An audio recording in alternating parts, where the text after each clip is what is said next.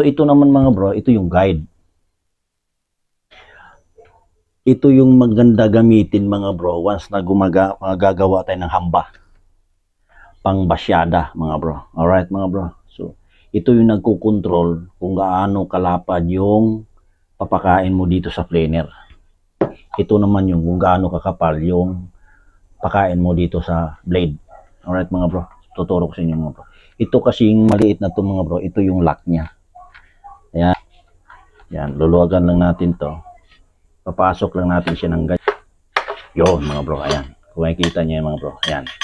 Yan. Ayan.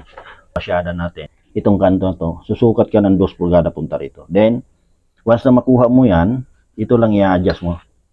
Itong guide na to. Ayan. Ihigpitan lang natin ito. Pwede na tayong gagawa ng basyada mga bro.